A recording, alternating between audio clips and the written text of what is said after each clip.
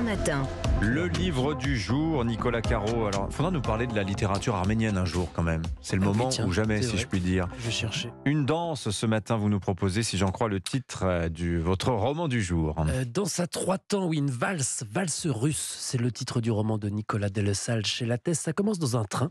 Un homme, un Français, regarde à travers la vitre le paysage qui défile. Forêt blanche, chemin de boue gelée. C'est l'Ukraine en hiver. L'Ukraine, un an après le début de la guerre. À son cou, une croix orthodoxe en or. C'est sa mère russe qui avait fait fondre son alliance et sa médaille de baptême pour la fabriquer. À quelques centaines de kilomètres au même moment, Sacha, 73 ans, ukrainien, marche sur un lac gelé.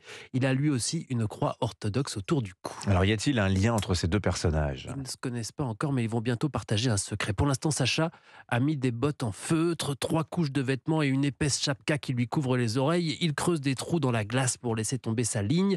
Puisqu'il pêche, il est immobile et il contemple. On est à 500 mètres de la frontière entre la Russie et l'Ukraine. Il a beau être ukrainien, il parle et il pense russe. Il était là à la première seconde de l'invasion.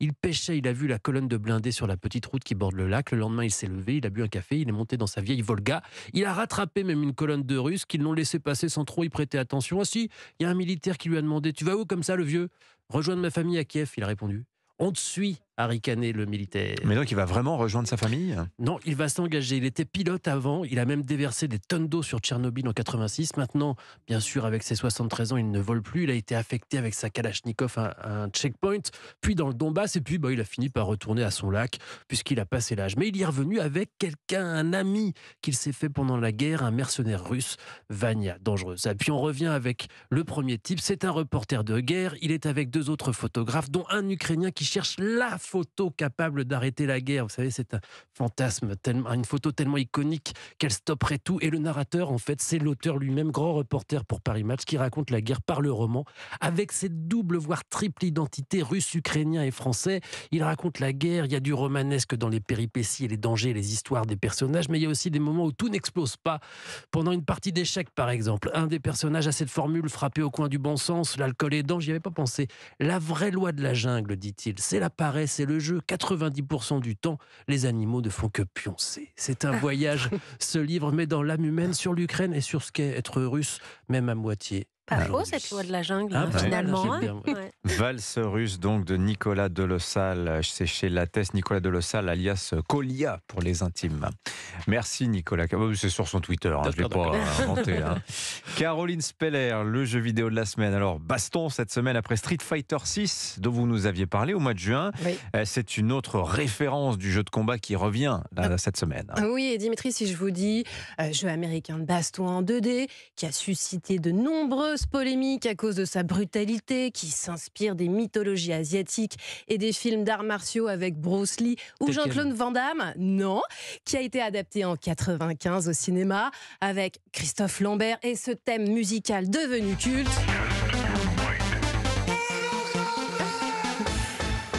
C'est revenu à la mode. Tout à fait. C'est Techno Syndrome, d'ailleurs, le titre de Nicolas, cette chanson. il a reconnu, il y a passé plusieurs heures. Oui, donc vous avez reconnu Mortal Kombat est de retour avec un 12e épisode intitulé Mortal Kombat 1, qui se veut être une renaissance de la franchise. Et oui, donc le 12e s'appelle 1. Bref, il y a 30 ans, donc Mortal Kombat, c'était la réponse pour concurrencer Street Fighter, qui était le jeu qui dominait complètement le marché. Est-ce que c'est le cas toujours en 2023 ? Oui, Dimitri, car quand on décide de jouer à Mortal Kombat, ce que l'on veut sont des affrontements hargneux, sanglants, de la mise en scène hollywoodienne et une histoire prenant d'un tournoi de champions. Eh bien, cet épisode 1, c'est tout ça, tout en innovant, titillant la nostalgie des joueurs et en étant accessible au grand public. Alors, manette en main, les combats connus comme rigides sont plus fluides, plus stratégiques. Ils reposent sur le fait de se créer une ouverture et d'enchaîner les coups dévastateurs. On multiplie les coups de poing, de pied, les pouvoirs spéciaux, et ça au sol ou dans les airs. Et maintenant, on peut même faire appel à un personnage de soutien en défense ou en attaque. Alors vous disiez, jeu grand public, c'est pas tout public non plus. Alors non, pas du tout, Dimitri. On est dans un jeu déconseillé aux moins de 18 ans, car ce qui fait la marque de fabrique de Mortal Kombat, c'est son délire gore et ses fameuses fatalités où le vainqueur d'un match inflige un coup de grâce brutal et morbide.